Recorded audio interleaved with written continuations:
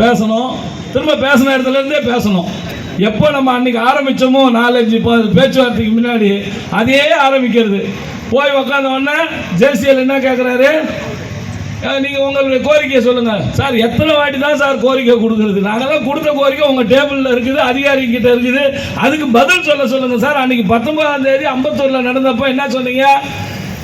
வருகிற கூட்டத்தில் நீங்கள் பதிலோடு வரணும்னு சொன்னீங்க. இன்னைக்கு நடந்த பதில் திரும்ப வந்து உட்காந்து ஆரம்பிச்ச இடத்துல இருந்து ஆரம்பிக்கிறாரு. என்ன ஆரம்பிக்கிறாரு? உங்களுடைய கோரிக்கை என்ன சார்? இது எத்தனை வாட்டி தான் சார் கேட்பீங்கன்னு சொன்னேன். நான் கேட்டது அதுதான் கேட்டேன்.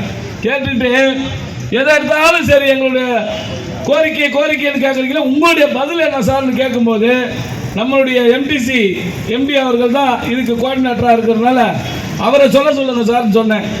அவர் என்ன பண்ணார், நாங்கள் இப்போ வந்து பேச்சுவார்த்தைக்கு ஒரு குழு போட்டிருக்கோம், 14 நபர்கள் கொண்ட ஒரு குழுவை போட்டுட்டோம், ஜிஓ இருக்குதுன்னு சொல்லி ஜிஓ நம்பர் 6 தேதி 5/2/23 அன்று 24 தேதியை வாசித்தார். நாங்களும் வரவேற்போம். சரி ரைட்டு, குழு போட்டீங்க, குழு என்னைக்கு கூடும் அதை சொல்லுங்க. குழு போடுறது வேலை, இதுக்கே இத்தனை நாள் ஆச்சு. 14 பேர் வெளிநாட்டில் இருக்கிறவங்கள போடல, இங்க இருக்கக்கூடிய அதிகாரிகள் தான். இந்த அதிகாரிகளை போட்டு குழு அமைச்சீங்க, அந்த குழு என்னைக்கு கூடன்னு சொல்லுங்க. அன்னைக்கு நாங்கள் வந்து கலந்துக்கிறோம். எங்களுடைய பேச்சுவார்த்தை அவங்க கிட்ட பேசுறேன்னா ஜேசிஎல்லால எந்த முடிவும் எடுக்க முடியல. அதுக்கு உதாரணம் நம்ம சொல்லணும்னு சொன்னா, நம்ம 9ஆம் தேதி 10ஆம் தேதி நடத்தின வேலை நிறுத்தத்தில் நம்மளுடைய மாண்புமிகு நீதி அரசர்கள் கேட்டுக்கிட்டதுக்கு இணங்க தான் நம்ம வந்து ஒத்தி வச்சோம். ஒத்தி வைக்கும் போது என்ன சொன்னோம், எங்களுடைய தொழிலாளர்களை எக்காரணத்தை கொண்டும் பழி வாங்கக்கூடாது, அவர்களுக்கு வந்து ஆப்ஷன் போடக்கூடாது, அதே மாதிரி லீவ் இருந்தால் அன்னைக்கு லீவாக எனக்கு ட்ரீட் பண்ணணும். ஏன்னா 8ஆம் தேதி டியூட்டி இருக்கும், 9ஆம் தேதி அவருக்கு லீவ் இருக்கும், லீவாக ட்ரீட் பண்ணுங்க. இதையெல்லாம் நாங்கள் வந்து நீதியரசர் ஐயா கிட்ட சொல்லும்போது அவர் உடனே திரும்பி அரசு வழக்கறிஞர் கேட்கும்போது நாங்கள் யாரையும் பழி வாங்க மாட்டோம், எந்த விதமான நடவடிக்கை எடுக்க மாட்டோம்னு சொல்லிட்டு இன்னைக்கு சென்னையை தவிர, சென்னையில் கூட சில இடங்கள்ல இருக்கு, ஆனால் விழுப்புரம், மதுரை, அதே போல புதுக்கோட்டை, அதே மாதிரி வந்து கோயம்புத்தூர், இந்த மண்டலத்தில் இருக்க அந்த எம்பிங்கெல்லாம் வர்றதே கிடையாது. இவரை மதிக்கிறது. அதாவது வந்து ஒரு ஜேசிஎல்ல மீட்டிங் நடக்குதுன்னா அவங்க வந்து சொல்லணுமா வேணாமா, எந்த கருத்து சொல்ல வராத எல்லாம் அவருக்கு கீழே இருக்கிற அதிகாரிகள் அனுப்பிச்சாங்கன்னா அவங்களால என்ன பண்ணுறதுனா கேட்டு சொல்கிறோம். எத்தனை வருஷத்துக்கு இதை தள்ளி வைக்க போறீங்கன்னு சொல்லி கேட்டோம். அப்போ அந்த நடவடிக்கை எடுக்கக்கூடாதுன்னு சொன்னது நாங்கள் கேட்டோம்.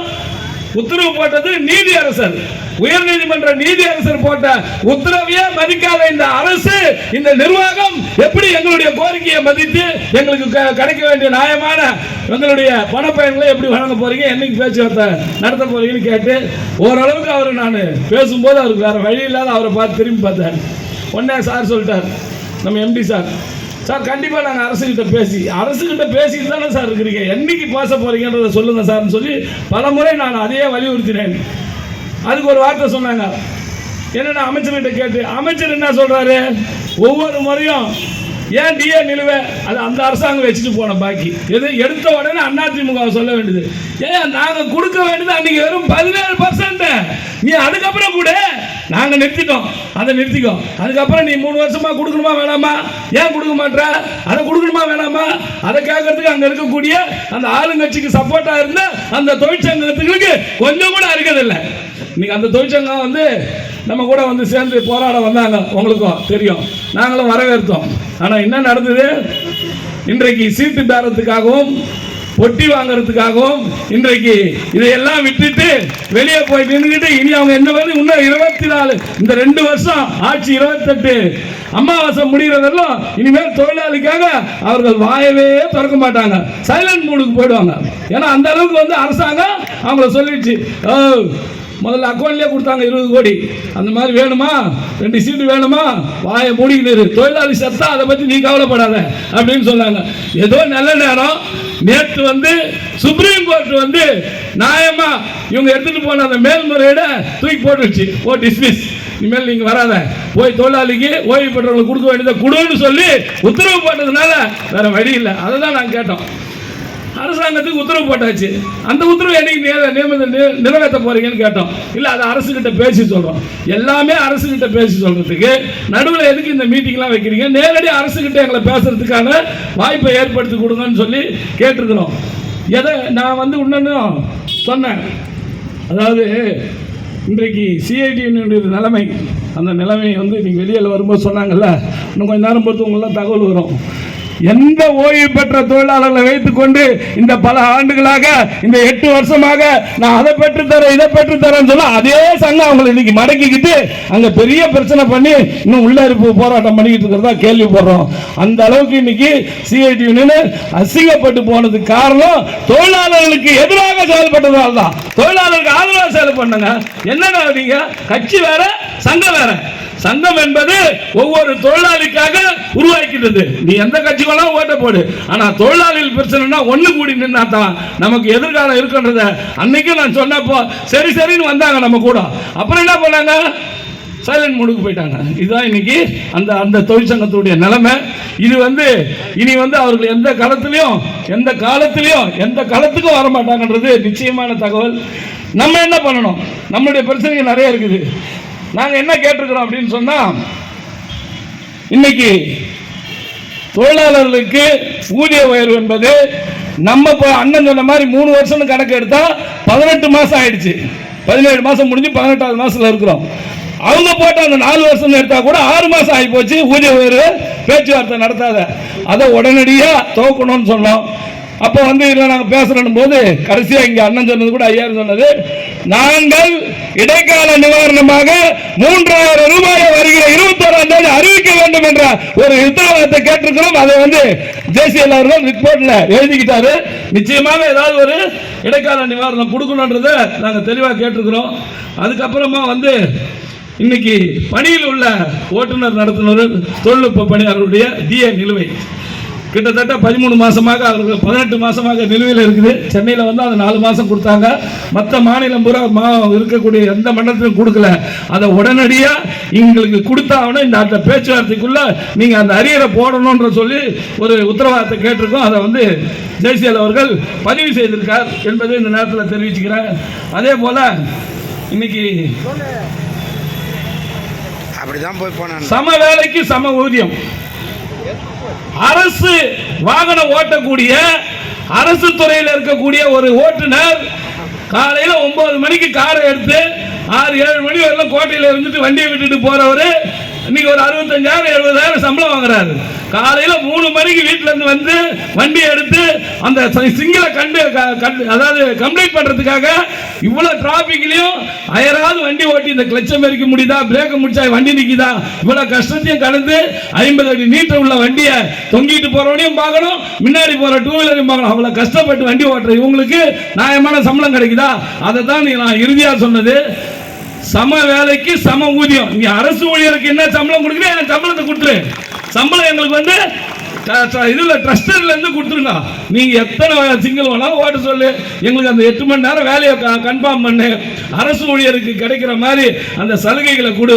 நாங்க வண்டி ஓட்டிட்டு போறோம், நீ மொத்தமா ஃப்ரீயா கூட ஓட்டுன்ற மாதிரி நாங்க பேசி இருக்கிறோம் என்பதை இந்த இடத்துல நான் தெரிவிக்க கடமைப்பட்டிருக்கிறேன். அதுக்கு ஒரே காரணம், நம்மள எப்படி 72ல அரசு ஊழியரா நீங்களா இருந்தாங்களோ, நம்ம முன்னோர்களா இருந்தாங்களோ, அவங்க வாரிசுலாம் வந்திருப்பீங்க வேலைக்கு. அதே போல இந்த அரசு உடனடியாக நம்ம எல்லாம் அரசு ஊழியர் ஆக்கினால் மட்டும்தான் இந்த 50,000 கடனை இவங்களால கட்டி நம்மளை மீட்டெடுக்க முடியாது, இந்த டிரான்ஸ்போர்ட்டை நடத்த முடியாது, தனியார் மயம் ஆயிடும். அது ஆகக்கூடாதுன்னு சொன்னா நம்மளை அரசு ஊழியர் ஆக்குறத தவிர இந்த அரசுக்கு வேற வழி இல்லை என்பதையும் நாங்கள் பதிவு செய்திருக்கிறோம். அது மட்டும் இல்லை, இன்னைக்கு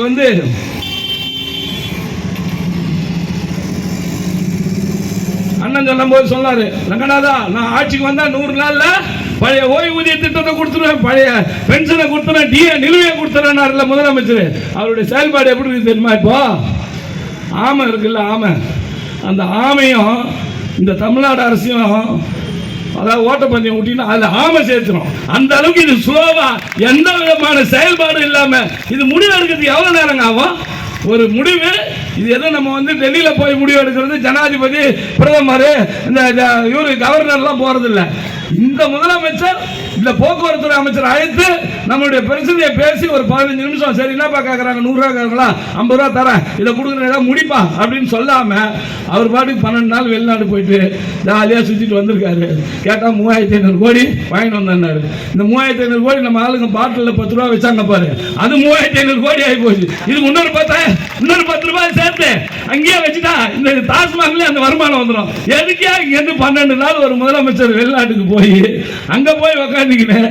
நான் போய் 3600 கோடி முதலீடு கிட்டேன். முதலீடு தான் பணமா வருது, ஒப்பந்தம். அவன் என்னைக்கு வருவான்னு தெரியாது, என்னைக்கு இடம் பார்ப்பான்னு தெரியாது, என்னைக்கு வேலை வேணும். நைட்டு பணம் வேணும்னா இன்னைக்கு நைட்டு ஒரு ஆர்டர் போடு, இப்பதான் நீ அப்பப்போ போடுறிய. இன்னொரு 10 ரூபா பாட்டில் கேட்கலாம். அதான் சொல்றேன், சொன்ன மாதிரி இந்த பெருந்துறையில் வர ஒப்பந்தத்தை இங்க போட்டுருக்கலாம். அதுக்காக ஸ்வீடனுக்கு போறாரு. 10 ரூபாய் ஏற்றி இருந்தா இன்னொரு 3500 கோடி அரசுக்கு வருவாய் வந்துட்டு இருக்கோம். நீ ஏதாவது ஒன்று பண்ணலாம். நம்ம தொழிலாளிகளுக்கு 2000 ரூபாய் கொடுக்க சொல்லி ஆனரபிள் ஜட்ஜஸ் வந்து சொல்றாங்க, இடைக்கால நிவாரணமா அவங்க 2000 குணம். No sir, no money sir என்றார் இந்த அரசு அதிகாரி, வழக்கறிஞர். 10 பைசா இல்லைன்ற இந்த அரசாங்கம் எப்படி இருக்கக்கூடிய தொழிலாளருக்கு தர வேண்டிய ஓய்வு பெற்றவங்களுக்கு உண்டான 2000 கோடி, நம்ம இப்ப பணியில் இருக்கிறவங்களுக்கு கொடுக்க வேண்டிய 100 கோடி, அது மட்டும் இல்ல ஓய்வு பெற்றாங்க பாருங்க 13 மாசத்துக்கு முன்னாடி நம்ம கொடுத்தோம். 96 மாசத்துக்கு முன்னாடி இன்னைக்கு இவ்வளவு பேர் வேலையை விட்டு நின்று இருக்காங்க, அவங்க ரிட்டையர்ட் ஆயிருக்காங்கன்னு சொன்னா அவங்களுக்கு தர வேண்டிய பணப்பயனை அட்லீஸ்ட் ஒரு மாசம் போஸ்டர்ல டெக்லையாவது கொடுத்து அத்தனை பேரையும் கொடுத்தது நம்மளுடைய அம்மாவுடைய அரசு.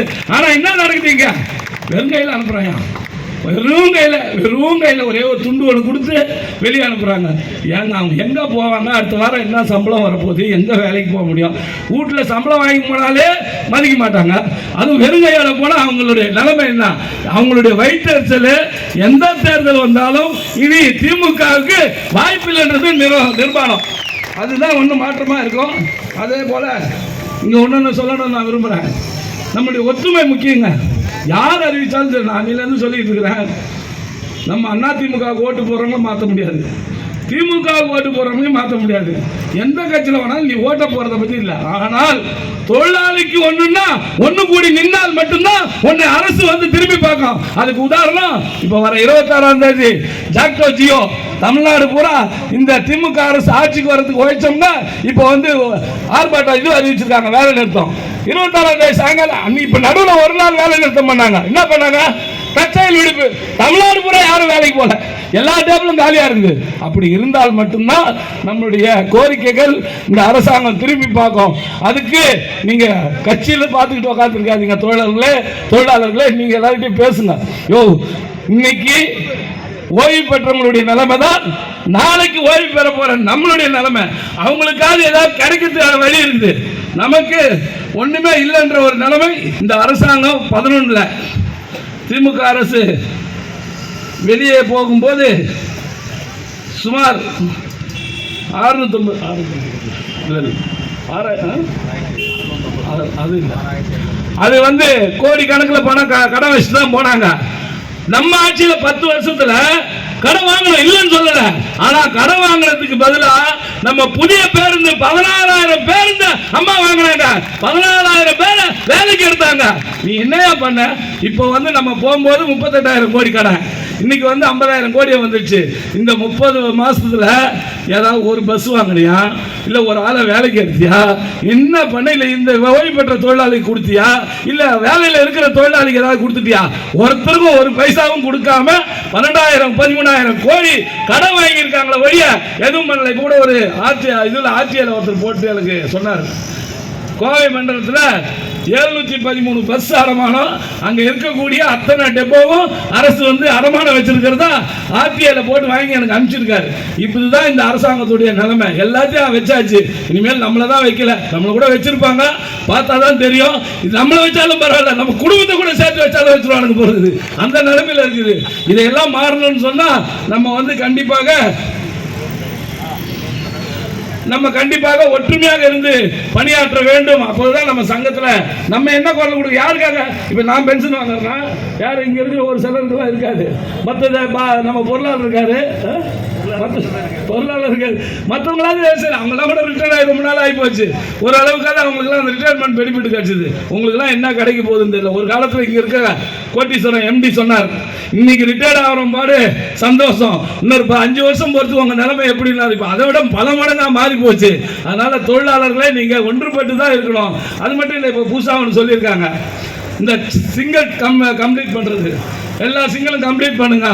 அதில் நேற்று எங்கள் தம்பி சதீஷ் கிட்ட பேசும்போது சொன்னார், என்னப்பா ஆனால் அது 8 மணிக்கு மேலே எல்லா வண்டியும் லைனாக போகுதுண்ணா காலியா, எவ்வளோ வசூல், 100 ரூபா வசூல் ஆகுதுண்ணா. 100 ரூபா வசூலுக்கு 120 ரூபா பேட்டா கொடுத்து ஒரு நஷ்டம் படுறதுக்கு ஒரு அளவே இல்லை அதிகாரிகளுக்கு. கொஞ்சமா தெரிய வேணாம், காலியா வண்டி போகுது, தேய்மானம் எவ்வளோ, டீசல் எவ்வளோ, அதில் என்ன பிரயோஜனம், அதையெல்லாம் கவனிக்காம இதெல்லாம் நாங்கள் பேசுகிறோம். இன்னைக்கு கூட அங்கே பேசணும், அடுத்த பேச்சில் கண்டிப்பாக இதுக்கு ஒரு முடிவு தர வைக்கிறோம்னு சொன்னாங்க. நான் தான் என்ன சொன்னேன், இது எம்டி லெவலில் பேச வேண்டிய விஷயம், இதை போய் அங்கே போய் பேசி என்ன பண்ண போகிறோம், நாங்கள் வரோம் எம்டி கிட்ட உட்காந்து இதுக்கு ஒரு முடிவு எடுக்கணும். ஏன்னா தண்டத்துக்கு 11 மணி 12 மணி வண்டி விட்டுட்டு அவன் வீட்டுக்கு எப்போ போகிறது, சிங்கிள் கம்ப்ளீட் பண்ணுன்னு சொன்னால் அப்போ பேசஞ்சர் போய் வண்டி ஃபுல்லாக கலெக்ஷன் ஆகி 2000 ரூபா கலெக்ஷன் ஆனால் பரவாயில்ல, 100 ரூபா கலெக்ஷன் ஆகிறதுக்கு ஒரு வண்டிக்கு என்ன அதெல்லாம் ஓடி சேகரித்து எவ்வளோ, டீசல் எவ்வளோ, அந்த தொழிலாளியுடைய மனவலி எவ்வளோ, நாளைக்கு டியூட்டிக்கு வருவானா அதெல்லாம் நினச்சி பார்க்காது இந்த அதிகம். ஏன்னா அவங்க டியூட்டி முடிச்சுட்டு பூட்டிட்டு ஜீப்பில் ஏறி போயிடுறாங்க. இதுதான் நான் சொல்கிறேன். இப்போ தான் வந்திருக்காரு, என்ன முடிவு எடுப்பார் தெரியல. சொரன் சிங் இருக்கும்போது எல்லா அதிகாரியும் நீ பஸ்ஸில் போ, இல்லையா சொந்தமாக கார் எடுத்துகிட்டு போ, ஜீப்பு வேணாம், ஜீப்புக்கு ஒரு டிரைவர் வேணான்னாரு. இன்னைக்கு தான் ஒரு IAS வந்திருக்காரு, நிச்சயமாக கொண்டாடு. இந்த அதிகாரிங்க அவங்க என்ன நினச்சிக்கிறாங்க, எங்கே நேரம் இருந்து இங்கே இருந்தாலும் வந்தாங்க, நம்ம கூட இருந்தாலும் ப்ரொமோஷனில் போனாங்க, அவங்களுக்கு ஒரு சம்பளம் நமக்கு ஒரு சம்பளமா, செட்டில்மெண்டா, அவங்களுக்கு ஒன்றா வையா, என் சம்பளம் அவனுக்கு கூட, அவன் சம்பளம் எனக்கு கூட, அன்னைக்கு தெரியும் அந்த கஷ்டம். ஒவ்வொரு தொழிலாளி கண்ணீர் வெடிக்கிறான். அவங்களை வந்து எந்த அளவுக்கு கஷ்டப்படுத்தணுமோ அந்த அளவுக்கு கஷ்டப்படுத்து இந்த விடிய அரசு. மிக விரைவில் நம்மளுடைய MP தேர்தலில் நிச்சயமாக தமிழகத்தில் 40 தொகுதியிலும் அந்த எடப்பாடி அங்கே வேட்பாளர் நிற்பாங்க. அன்னைக்கு தெரியும் இந்த அரசுக்கு எந்த நேரமும் வீட்டுக்கு போயிடும். அன்றைக்கு தான் நம்மளுடைய பிரச்சனைகள் தீரும். ஆக அண்ணன் கூட இன்னைக்கு போட்டிருந்தார், ட்விட்டர்ல போட்டிருந்தார், இந்த பேருந்துல வந்து கீழே வந்து சீட்டு பலகை உடைஞ்சி எத்தனை வருஷத்துக்கு முன்ன வந்தது அந்த பிளைவுடு, 18 mm பிளைவுடு, அது எவ்வளவுதான் தாங்கும், உடஞ்சி விழுந்தது. நல்ல வேலை அந்த லேடி வந்து அது நின்றுச்சு, அது நல்ல நேரம், கீழே போயிருந்தா அதோட நேரம் முடிஞ்சு போயிருக்கும். அதுதான் இன்றைக்கு பேருந்துடைய நிலைமை. இதுக்கு யார பழி வாங்குறாரு, அதிகாரிகள். அவங்க பேர் நடவடிக்கை போய் என்ன பண்ணுவார் அவரு, ஒவ்வொரு வண்டியிலும் போய் எகிரி குச்சி பார்ப்பாரா உடையதானே, ஒவ்வொரு சீட்டு முன்னாடியா, ஏன் வண்டி 12:30 மணிக்கு வருதியா செட்டுக்கு, நீ இது ட்ரிப்பு கம்ப்ளீட் பண்ணினா 12 மணி ஆயிடுது. காலைல 4 மணிக்கு அந்த வண்டி வெளியே போகணும். அந்த 4 மணி நேரத்தில் டீசலை பிடிப்பானா, கண்ணாடியை துடைப்பானா, அந்த சின்ன வேலை டயரில் பஞ்சர் காத்திருக்குதான்னு பார்ப்பானா, அதை விட்டுட்டு ஒவ்வொரு சீட்டுக்கு முன்னாடி போய் எதிரி குச்சி இந்த பலகை உடையதானா பார்ப்பான். நீ கரெக்டான நேரத்தில் அந்த வண்டியை ரீபாடி பண்ணியிருந்தீங்கன்னா இந்த பிரச்சனை வராதுல்ல. நீங்க இவ்வளவு நாள் இருக்கிறீங்க, தொழில்நுட்ப பணியாளர் இல்லைங்க, வேலை செய்யறதுக்கு ஆள் இல்லை உள்ள, அவங்க படுற கஷ்டம் நமக்கு தெரியுது. வந்து இங்கே நீங்கள் வந்து RTIல போட போகிறாங்க, நீ எத்தனை பிளைவுட் வாங்கியிருக்கிறேன்னு, ஏன்னா அப்போ தான் அவங்க தானே பிளைவுட் தானே பிளாட்ஃபாரத்தில் போட முடியும். அப்போ தான் இந்த அரசு வந்து பதில் சொல்லணும். இந்த அரசாங்கம் எல்லா வகையிலும் தோல்வியை சந்திச்சிருக்குது. இந்த தோல்வி மிக விரைவில் ஆட்சி மாற்றத்துக்கு எடுத்துகிட்டு போவோம். நான் இப்போ கூட சொல்லிட்டு இருக்காங்க, ஒரே நாடு ஒரே தேர்தல்ன்றாங்க. வந்துட்டா 236 தொகுதியிலும் அதிமுக வெற்றி பெறும். அன்றைக்கு தான் நம்ம தொழிலாளருடைய பிரச்சனைகள் தீரும் என்பதை தெரிவித்துக் கொண்டு, காலத்தின் அருமை கருதி இவ்வளவு நேரம் கிட்டத்தட்ட ஒரு 3 மணி நேரம் 4 மணி நேரமாக இருந்தீங்க, எல்லாம் வெளியிலேருந்து வந்திருக்கேன், நாளைக்கு டியூட்டிக்கு போனோம். அதனால் எங்களுடைய கோரிக்கை உங்களுடைய கோரிக்கையாக, எங்களுடைய கோரிக்கையாக அரசு காதில் ஊதி இருக்கிறோம். நிச்சயமாக ஒரு விடிவு ஏற்படும் நம்புகிறோம். இல்லைன்னா நம்மளுடைய மாண்புமிகு பொதுச் செயலாளரிடம் பேசி இருக்கக்கூடிய கூட்டமைப்பு சங்கங்கள் எல்லாம் கலந்து மிக விரைவில் ஒரு வித்தியாசமான ஒரு போராட்டத்தை அனைத்து இந்திய அண்ணா திராவிட முன்னேற்ற கழகம், அண்ணா தொழிற்சங்கமும் கூட்டமைப்போம், அறிவிப்போம். அது இந்த அரசை திருப்பி பார்க்க வைப்போம் என்பதை தெரிவித்துக் கொண்டு, செய்திகளை உடனுக்குடன் தெரிந்து கொள்ள நமது அம்மா இணையதள தொலைக்காட்சியை சப்ஸ்கிரைப் செய்து அருகில் உள்ள பெல் ஐகானை